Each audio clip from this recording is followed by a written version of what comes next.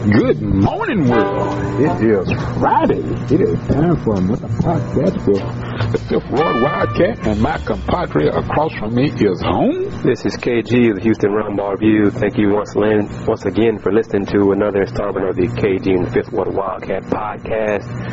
As customary, get with those scores, sir. All right, let's start off with San Jack.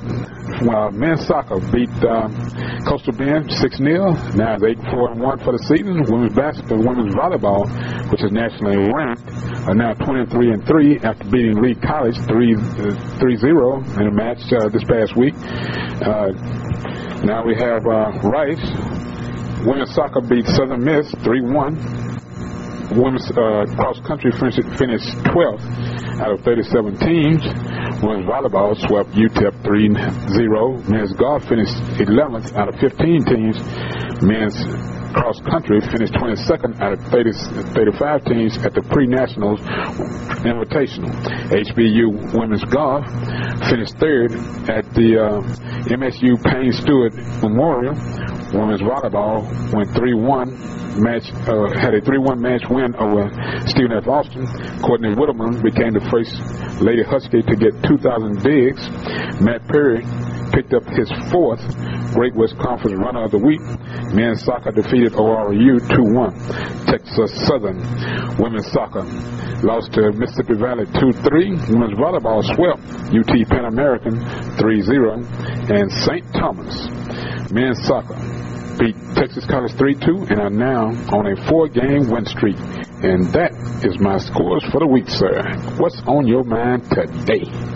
Nonsense of the NBA. Let's get that crap out of the way. Might as well, because I'm telling you, they just messing with our economic value here in the city of Houston. And the owner's side and the players met with a mediator, George Cohen, good guy, top mediator in the United States, earlier this week for, let's see, Tuesday, Wednesday, Thursday for 30 hours combined, I believe, only to end up with Mr. Cohen basically saying, I've done all I can right now. These guys, both these sides, are so entrenched in what they believe that there's no point in meeting any further. So the owner's Deputy Commissioner Adam Silver spoke on Thursday. Basically, part of his introduction was I'd like to apologize to the fans, to the employees, people we impact, but we did not come to an agreement. So many choice words I could use right now, but I want to respect the listeners. Be careful. Thank you, Mr. Silver, for, apologizing to the fans and the people impacted, the employees, workers in the building, et cetera, and still not getting a deal done.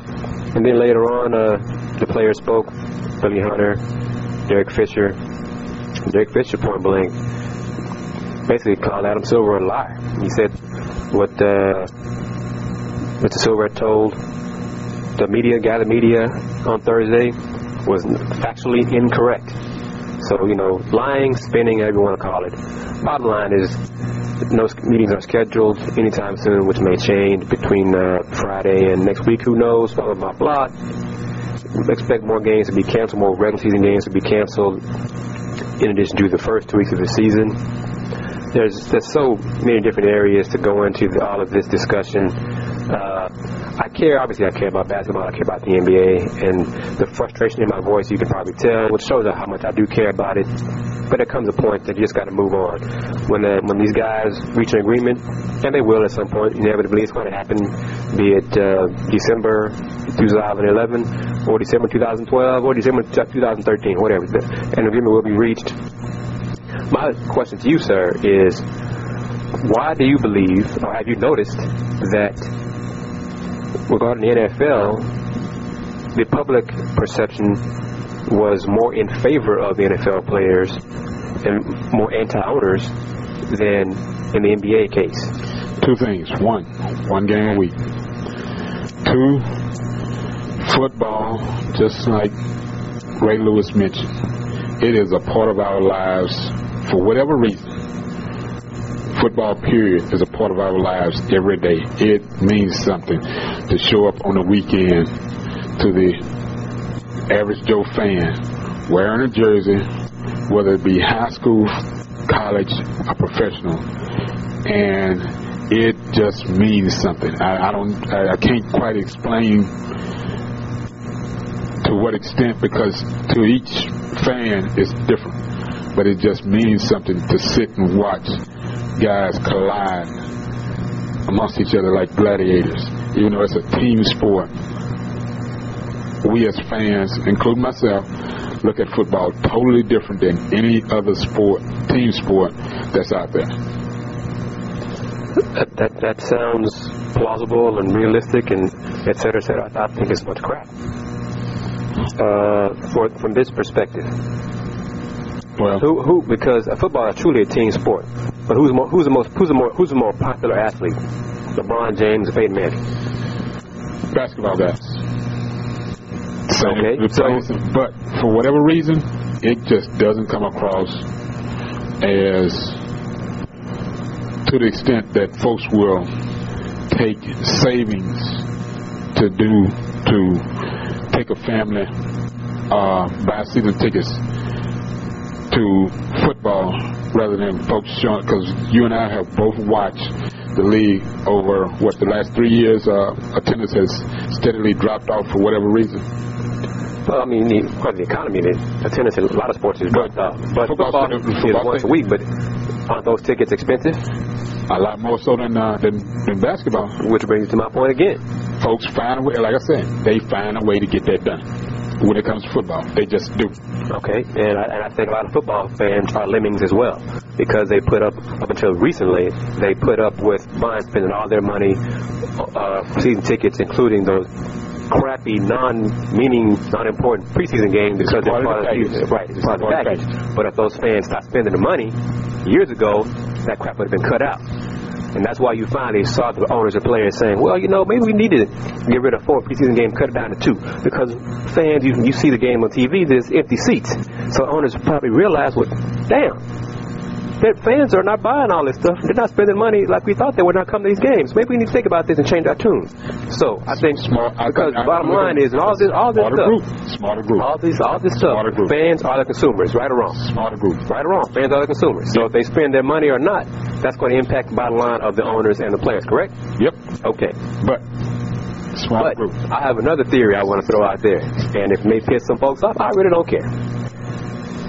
During the NFL lockout discussion, sir, when the owners came out and spoke, when the players came out and spoke, DeMar Smith, even when you saw the players' representatives holding press conferences, didn't you see some white players? Yes, I did. That came up. Didn't we mention this in a podcast? How many white players have you seen? How many white basketball players have you seen speak up in any press conferences? I hadn't seen one stand behind Derek Fisher. I hadn't seen one stand behind Hunter in those little tight shots and all. Because you and I both know, if you see one, that shot will be a lot wider than what we're seeing on TV. Am I wrong? So yes, I'm going there. For all the listeners out there, I'm not saying it is the factor in reasons why the fans seem to be more pro-owner in the NBA mess rather than pro-player compared to the NFL. Because honestly, I think both the owners and the players are both full of egos and just entrenched in their beliefs. And instead of getting a deal done, they're just wasting our time, with rhetoric and nonsense and he said kind of stuff. Mm-hmm. But it just occurred to me that for however big the group of fans may be, when you see the NBA press conferences and when you see the people speaking for the players, there is not one white face, one Caucasian face up there speaking to the media. So I just wonder if that is a part of, could be small, big, or whatever. It's for anybody listening to determine if that could be a part of why there's seem to be so anti-player in this discussion.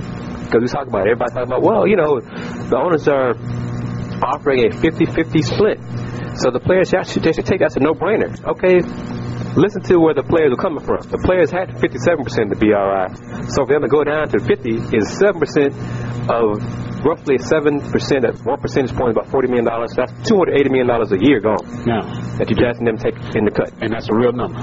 So when the players offer the 53%, when you talk to an account that deals with numbers on a daily basis, and you mentioned a drop of 4%, which is what they dropped off to. They dropped off. The offer was going 57-53, correct.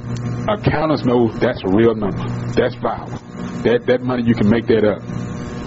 But for whatever reason, I don't know why, but the owners is just hard set on either a hard cap, not listening to real numbers, and run a 50-50 split. And I'm asking you, is it the old guard that has put their foot down, or this new guard that has come in on the last, 10 years? It's the new guard. It's the small market owners really holding firm. Billy Hunter touched on it. You and I talked about this for years, the last 2 years, that the new owners, the small market owners, want an NHL style cap in the NBA, and the players do not want that. And that is the crux of this whole argument. The small market owners or the new owners want an NHL hard cap in the NBA. The players do not want that. So until one side caves or they decide to agree to truly negotiate and reach an agreement, then we will have these discussions and podcasts touching on no basketball in the NBA for months, weeks, what year, hopefully not years, but that's what it comes down to. And folks, we are real close to literally not having a season at all. And it's not because somebody has tried what you did now, like you mentioned, Mr. Cohen, who attempted to bring the parties to the table and reach an amicable agreement, and now has found out, which is what the league really didn't want, was an outsider to come in and find out something's wrong, and somebody needs to at least put feelings aside. I'll put it like that. That's one thing is with the Derek Fisher questioning the veracity of Adam Silver's words. Right. It's getting personal now. That's twice. And you don't want to get to the third strike, because the third strike will mean the league. That means no season. With Dwayne Wade, telling David Stern, don't treat me like a child. I said, the negotiations are getting personal. So that is a problem. The more and more the longer goes on, it doesn't look good for a season this year. I still hold out what they call a faint hope, a glimmer of hope. I still hold out that there will be a 50-game season this year, 2011-2012 season. But in terms of the players, players, Billy Hunter, Derek Fisher, Kevin Garnett, a lot of players saying, we're going to hold firm, how long it takes, we're going to sit out a year, however long it takes to get a fair agreement, that's what we're going to do. But what I say to them is, if you lose a season, if you lose 2 seasons, you're not getting that money back. So you can be true and firm in your principles and maintain your convictions and all those wonderful platitudes, but you're not getting that money back. So at some point you need to realize that and reach an agreement. A majority of people believe that the players got over the owners in the previous agreement. The agreement is not expired. Right. So accept that. Be thankful for it. You had a great run at it. Yes, you picked up money that you didn't think you would ever get. Right.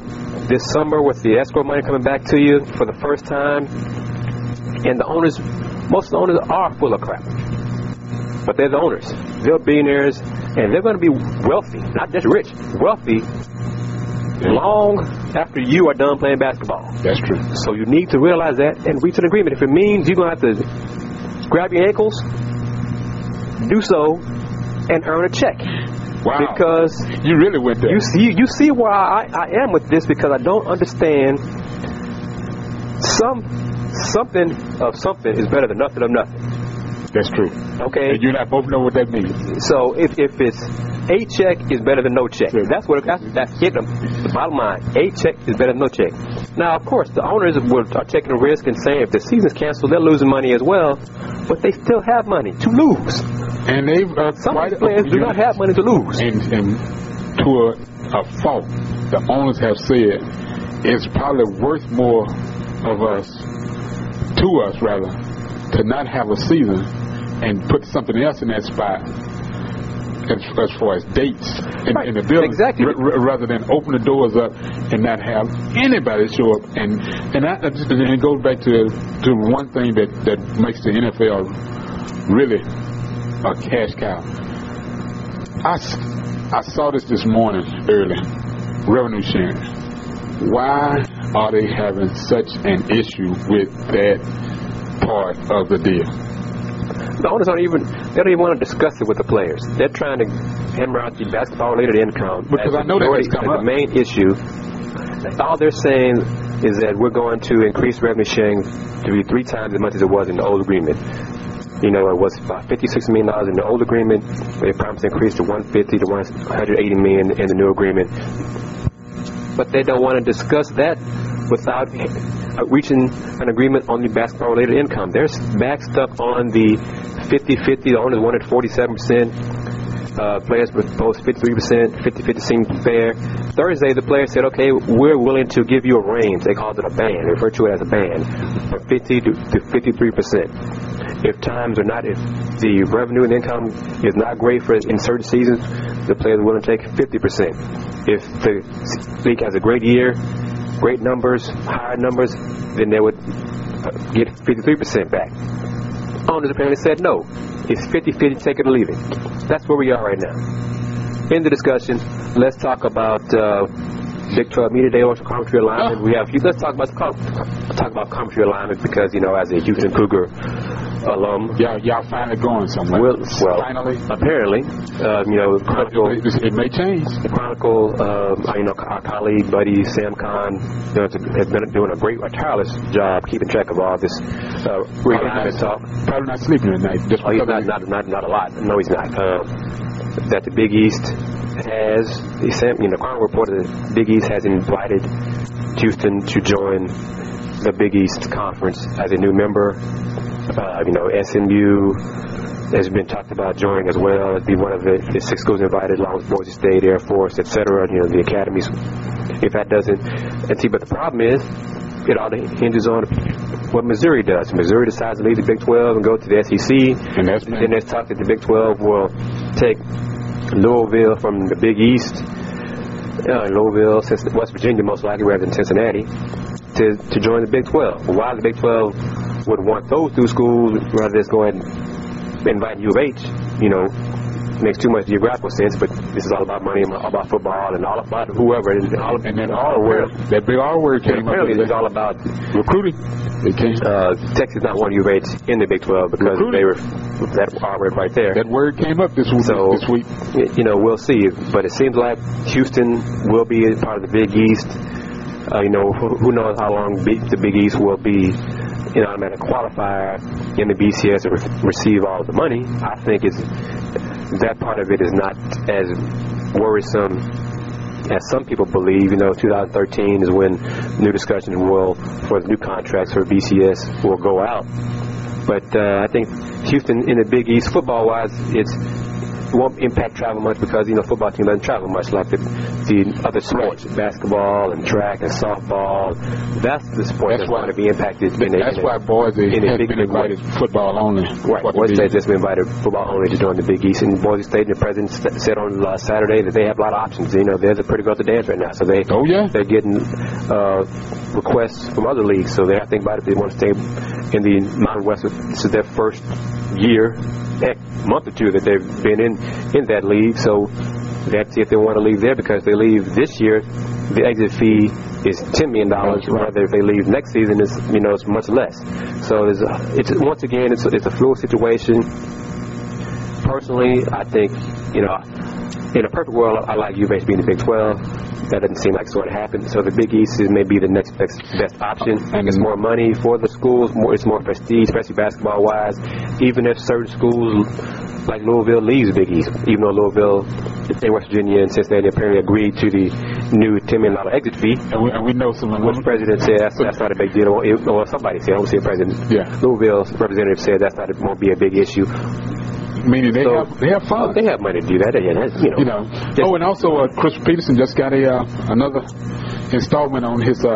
Chris Peterson, coach of Boise State. Yes, on his contract this week. So Boise State football is in good hands, even though they have a few NCAA run-ins this summer. You know, for past indiscretions. They also lost their AD in the process. So right, but they're courted right now. Everybody wants them so that help their AQ, automatic qualifying status for the BCS Bowl. So Boise State is in demand. But U of H being in the Big East, it's great for football. I'm curious to hear about the travel plans, the scheduling plans for the basketball, track. Does the Big East have track? Yeah. I'm assuming, obviously, everybody has cross country, but because is it good? Is it competitive? Is it, you know what I'm saying? Well, you ain't going there and expected to kick butt in Big East track. Well, first of all, and tell me about Big East baseball. Now that is different. They do have Big East baseball. Those teams are competitive. When do they start playing? Now that is the reason why. Because of the weather. Right. But that's why the season was moved further back. Because they felt like it was unless they had a pitcher that was strong and at least one good fielder, they would make it to regionals. But right now, as of last season, now the season starts in mid-February toward 1st of March. As far as games on a regular basis, because of the West Coast and the South, those teams can start. How about Big East softball? Big East softball, yes, relevant. Always relevant. Softball, you can play year-round, no matter what. The only thing stops softball, just like so you're telling me that it's the weather-wise. Yes, Houston Cougars would not be expected to go in there and be number one right off the bat? No. Okay. No. I mean, softball, that's more of your area, Mr. College Sports Reporter. Yeah. That's more your domain than it is mine. And speaking of Mr. College Sports Reporter, their website is, sir? It is KingSizeView.com. It's where you can find the College Sports Reporters. And my big head, too. Yes, and just speaking of that, once again, your big head made relevance exciting again this week. You said, I haven't looked at the... We'll get to that in a second. Go ahead. Okay. Say about how folks can find you. And also you can find me, my blog is AKSVTheCSR.blogspot.com. My video one-on-ones this week at the Big 12 Women's Day Media in Kansas City, Missouri. The KG and the Fifth Ward Wildcat were on site, taking care of our business as usual. And KG, your, as they say, headshot was seen again in the Big 12 Women's Day photo gallery at the... so you tell me, I haven't seen it yet. I know I was in a picture, I think, a couple years ago at Big 12 Media Day. And just briefly, my website, HoustonRoundBallReview.com. Both of us are on Twitter. I'm at THEHR Review on Twitter. I have a Houston Roundball Review fan page on Facebook and YouTube channel, Houston Roundball, as well. And I'm speaking for the Wildcat on this one. I'm going to help him get his YouTube stuff started, so he'll be announcing that as well in future podcasts. So we're everywhere. We're trying to be progressive. We're trying to be proactive in this new age, digital age, and trust me, folks, and be ahead of the curve compared to some of our other media colleagues who are still in print. And hey, let's just say it. They're doing print, and print is fine because we still do print as well, but we also do videos and take pictures and on YouTube and Twitter, and everybody's on Twitter. If you're in media and not on Twitter, you're really behind. Right. But not everybody is doing video interviews and posting those on the internet like Wildcat myself. So basketball wise, we were in Kansas City earlier in the week for Media Day. Interesting day, wasn't it? And it was very interesting, especially the comments and in open forum. Majority of the conversation was, especially in the open forum part, was about schools leaving, like Aggies leaving the Big 12, going to the SEC, meaning last year, as well as possibility of Missouri leaving and going to the SEC also, and Missouri leaving, and this is from women's basketball coach's perspective, Missouri leaving the rivalries with Kansas and Kansas State. A&M leaving touched off a nerve. Media colleague asked Baylor coach Kim Mulkey about her comments regarding President Bowen Lofton, Aggies president, and President Bowen Lofton comments about it's like a divorce. Coach Mulkey basically response was, and it's on the Big 12 website, Big12Sports.com. Yep, exactly. Everybody to see. It's been on the internet. So on Twitter, I tweeted it as soon as she said it at Media Day. And to paraphrase her, she said, I heard the comments that the president made, and he's compared it to a divorce. Well, I know a thing about a divorce. She was married for a while, and her husband divorced her. And she said, basically, I'm paraphrasing, I'm not quoting her, But the gist of her comments were, she was asked if she would schedule A&M in the future to play Baylor. She was asked, well, it's kind of like someone tells me in a marriage, someone tells me that they no longer want to be married to me, they no longer want me, and yet they still want to sleep with me. So the answer is no. So which seems to speak very loud and clear to all of us that she will not schedule the Aggies non-conference-wise in the future as long as she's a coach at Baylor. That's her opinion. We'll see how it goes. Other coaches weren't as blunt in answering the question regarding scheduling the Aggies non-conference as she was. It wasn't straightforward either because it all... But it's all fluid. You know, Coach Mulkey, she speaks her mind. She's never afraid to hold her tongue. So she gave her opinion on that. So that means Baylor and the Aggies will not be playing non-conference in the future. All chances they'll meet will be in the NCAA tournament. Yeah, that's a shame because it's a great rivalry with college basketball. True. But we'll see how it all works out. You know, Oklahoma's coach Sherry Cole said that they will probably she'll look into it. She didn't say it was for certain that she would schedule Aggies or schedule Missouri in the future, but she'll look into it based on openings on the non-conference schedule. So we'll see how it all goes. But Wildcat his videos posted on his blog. I had to wrote up a few articles. I have a video with Adora Alana of Texas A&M senior on YouTube as well as on my blog at HoustonRoundBallReview.com. So like I said, we're all over the place. Yeah, I talked to Carolyn Davis from Fort Bend Bush High School. Thank you, sir. She's now a junior at Kansas. And I'm going to tell you, she's an unknown star in the Big 12. And what makes her relevant... I should say lesser known, not unknown. That's right. What makes her relevant was every person there, including Brittany Griner, all mentioned her name as far as the player to be watched this year, which says a lot about where her skills are right now. She's 6'3", 6'4". She's a talented post player. I mean, her problem is probably consistency. Playing well all the time. She commented on that a little bit, but she's a talented player. And I did ask her, just in case anyone's wondering out there, a Houston area product leaving the Houston area. She said no. She considered the local school. She gave them a chance to recruit her. She just felt Kansas was the best fit for her. So you respect that, and you accept it. You have to, because she said coaching staff stayed in front of her. They kept kept in touch, and they also gave her the option. Says, look, make your visits, see what's out there, and always remember that we've got a place for you here. We've got a spot. We're looking forward to having you, and you can help our program. As much as they put pressure on her, they didn't put direct pressure, and that worked out in her favor.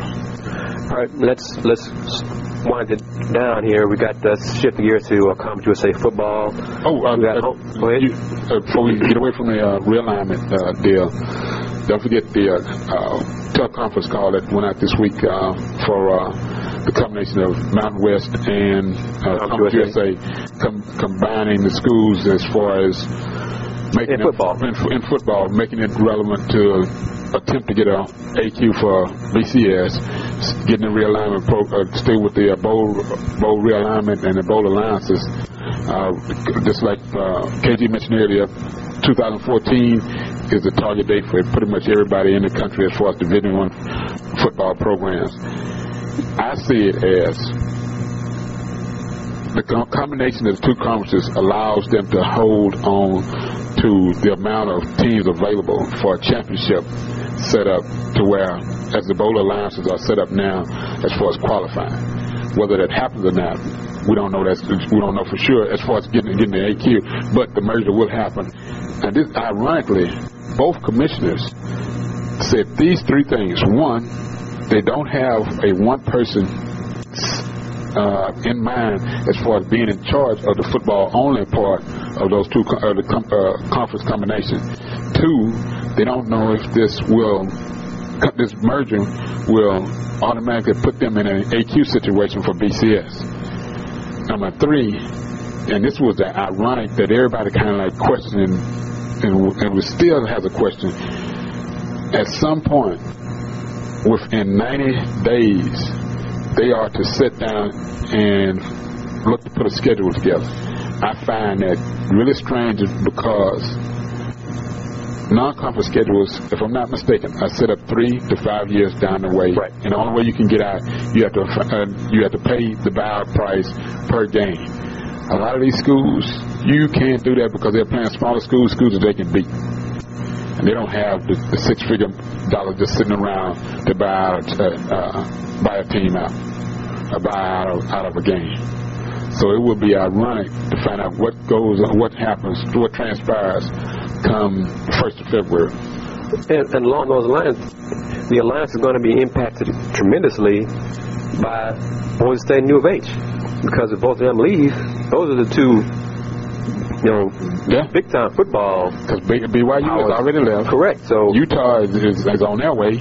So we'll see how that all works out, And the one part of me, the selfish part of me as a Houston Cougar alum, if the Cougars are no longer part of it, I don't really care about the alliance. But Rice still, part of it. Yeah. And we can discuss in the future what Rice's options, even though they did announce earlier this week about renovation for a football stadium. But real quick, who comes to the games? Now, see, since I go, I mean immediate. Y'all think that could be more media go? I actually have season tickets. I've got 2 season tickets to both U of H and Rice. So I'm one of those people that actually can go and sit in the stands if I want to and just scream my head off, because when you're in a working press box, you're in a working press box, period. Correct.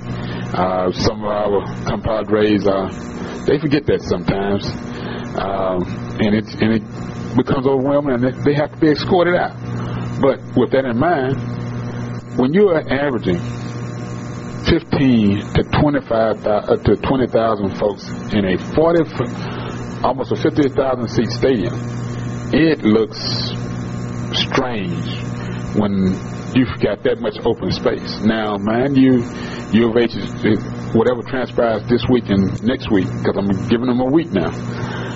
When the president and the AD come back and has a meeting and then makes announcements, your Cougar fans, your Cougar alumni, they must step up to the plate. It'll be no more about the yak, mouth. I don't want to see it. I don't want to hear it.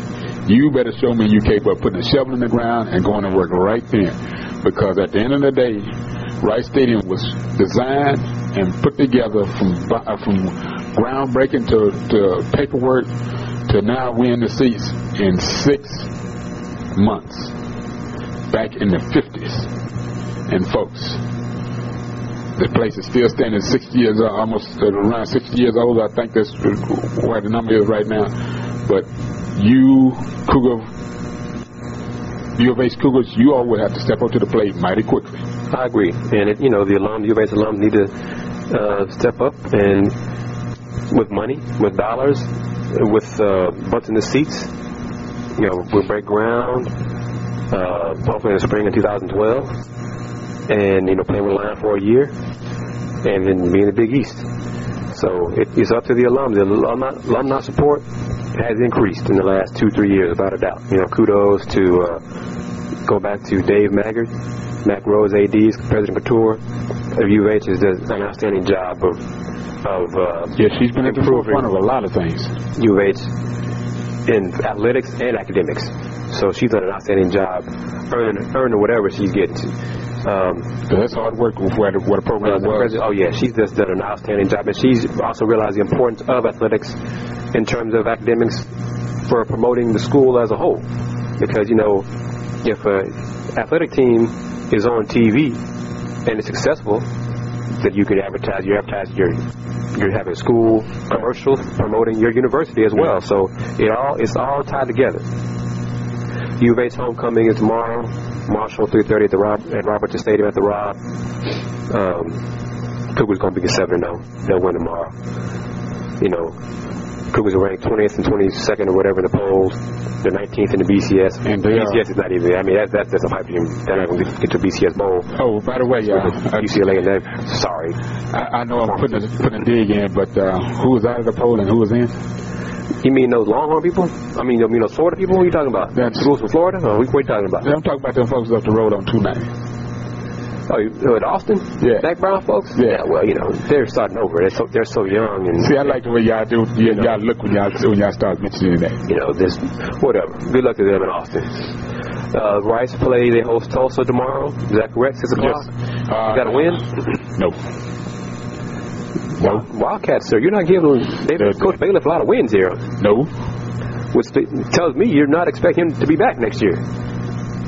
I would probably not buy. I'll put it like this: I would buy one less season ticket if he's back. Okay. One less season ticket. I'm not saying I will totally shut them out, but it'll be one less. And okay. And it may just be back. Then again, I may just buy basketball season tickets.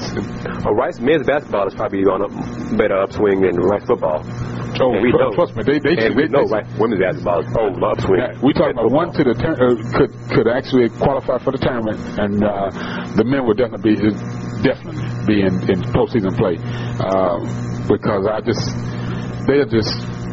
see the coaching staff getting them to that point this year because supposedly neither one of us have seen them in workouts, but I understand everything's going well. But we will.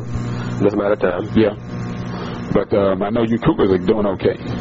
The men's practice is going well. Women's practice is, considering the new faces, number of new faces, and the experience on the women's team. Yeah. Practice has gotten better. I am glad to say that. So, but don't want to forget, TSU has a homecoming tomorrow, 2 o'clock at Del Mar. They're playing Central State University. I know nothing about Central State University.